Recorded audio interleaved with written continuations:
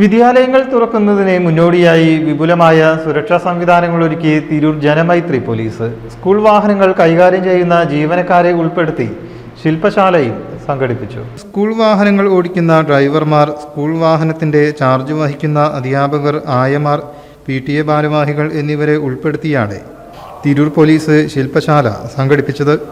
Tirur GUP സ്കൂളിൽ വെച്ചായിരുന്നു പരിപാടി. Station SHO Anilkumar P. Meppally ഉദ്ഘാടനം ചെയ്തു.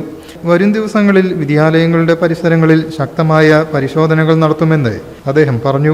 ഇവിടെ നിങ്ങൾ റോഡിൽ ഇറങ്ങിയാൽ നമുക്ക് കാണാം, ഇപ്പോൾ ഒരു 10 വണ്ടി പോയി കഴിഞ്ഞാൽ അതിലൊരു 8 വണ്ടിയും പിന്നെ ട്രിപ്പിൾ ഡ്രൈവിംഗ് ആയിരിക്കും. ബൈക്കിന്റെ കാര്യം പറഞ്ഞാൽ, അതുപോലെ തന്നെ മറ്റു വാഹനങ്ങളിലായാലും വളരെയധികം ആളുകൾ തിങ്ങി നിറഞ്ഞ് പിന്നെ പോകുന്ന ഒരു സാഹചര്യമുണ്ട്. അതുകൊണ്ട് തന്നെ നമുക്ക് അപകട സാധ്യത വളരെ കൂടുതലാണ്.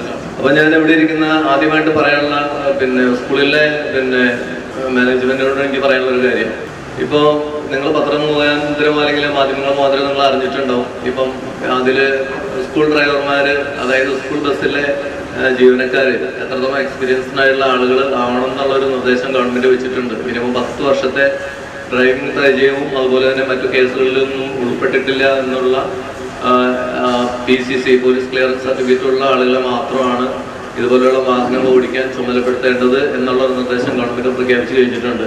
അപ്പോൾ അതുകൊണ്ട് തന്നെ ഈ പുതിയ അധ്യയന വർഷത്തിൽ നിങ്ങൾക്ക് നിലവിലെ സാഹചര്യത്തിൽ നിന്ന് മാറി ചിന്തിക്കേണ്ട ഒരു അവസ്ഥയുണ്ട്. അപ്പോൾ എല്ലാ മാനേജ്മെന്റുകളും, അതായത് സ്കൂൾ ബസ്സുകൾ സ്വന്തമായിട്ട് റൺ ചെയ്യുന്ന എല്ലാ സ്കൂൾ മാനേജ്മെന്റുകളും ഗവൺമെന്റ് പറഞ്ഞിട്ടുള്ള നിർദ്ദേശങ്ങൾ അക്ഷരപ്രതി അനുസരിക്കണം എന്നുള്ളൊരു കാര്യമാണ് ആദ്യമേ പറയാനുള്ളത്. സ്റ്റേഷൻ പരിധിയിലെ എല്ലാ സ്കൂളുകളുടെയും സുരക്ഷാ കാര്യങ്ങളുടെ ചുമതലയ്ക്കായി പോലീസ് ഉദ്യോഗസ്ഥരെ വിവിധ സ്ക്വാഡുകളാക്കി തിരിച്ചതായും വ്യക്തമാക്കി.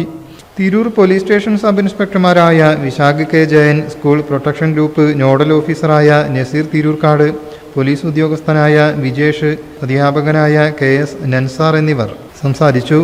News bureau, Tirur.